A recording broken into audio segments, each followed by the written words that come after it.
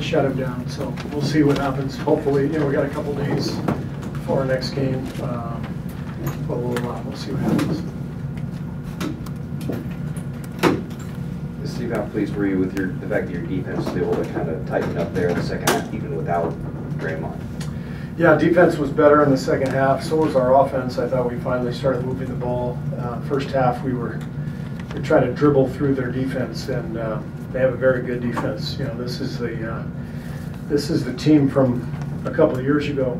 This is when you got Conley and Gasol anchoring everything, and they've added some nice pieces on the wings. You got a good team, you got a tough team, and that's what we were facing. So we didn't work hard enough to get good shots in the first half. And then in the second half, as our defense picked up, transition got going, and I thought we started doing a better job moving the ball around too. Steve, can you talk about Kevon's impact in that third quarter? He scored all 9 of his points in that period, especially right after Damian kind of got into foul trouble there. Yeah, Kevon was great. He's so solid for us. We know what we're going to get night in and night out from Loon, and I thought he led a great effort from the bench in general. Alfonso had another great game. I was really proud of Quinn. I barely played him, and he stayed ready. He works his tail off every day, and you could see his shooting stroke never left, even though I haven't played him in the last couple of weeks. So the whole bench, Jonas as well, JB, they all came in and did a nice job. Steve, in that third quarter, it looked like Kevin sort of took over the role of playmaker quite a bit. Is that something that he just did on his own initiative, or is that by design? It's both. I mean, a lot of times he'll just have the ball in his hands anyway, but we do occasionally design stuff where he's going to handle the ball and distribute. But I think with Draymond out in the second half, the ball naturally gravitated towards KD more, and this was kind of a typical Kevin night where he doesn't have to shoot a whole lot. He may not even be that interested in shooting a whole lot, and he's just. He's just out there, and you look at the stat sheet at the end, unbelievably efficient and distributing the ball, and he's a plus 25, and the guy's amazing. I mean, he's night in and night out, his efficiency is just remarkable. Steve, what do you think about Steph's rim protection there at the end, and how the team reacted to it? Here in front of it. That was impressive. I was hoping for the Mutombo finger whack. Didn't quite get it. Yeah, Steve, Jonas, you're up cool. How surprised are you of his start this season? It's been great. He had another good night tonight. Just his hustle, his physicality. You can tell the fans really like watching him play.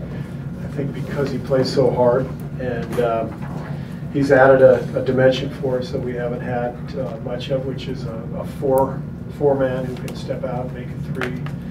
And he's a really good player. He just sees the floor. You saw him make a great backdoor pass to Clay for a layup. I think it was to start the fourth quarter. So we're thrilled to have Jonas. He's been great.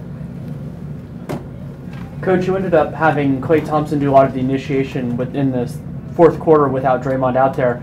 What does that say about the development of his game? Because that's not something he would have done a couple of years ago. Initiating the offense? Yeah. I think Klay has gotten better and better with his ball handling, with his passing.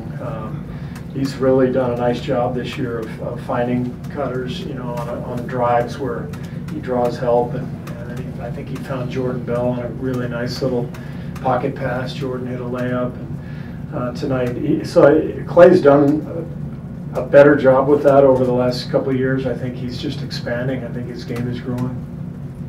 Steve, who's going to be the person to tell Alfonso that he's doing this in the NBA? Don't wake him up.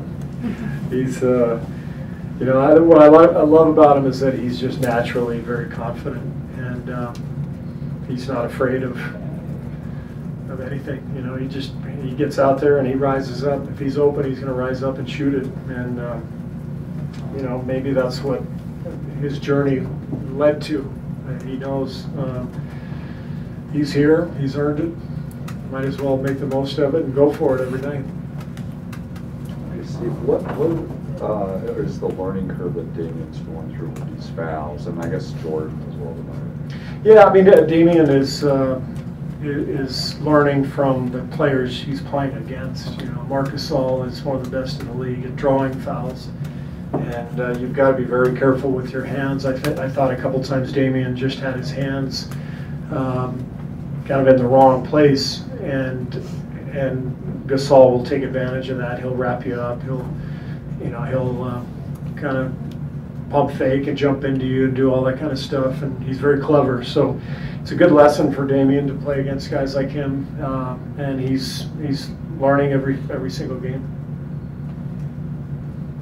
Thanks. Great, thank you. Alonzo will be in here momentarily, and then eventually Steph, KD, and Clay.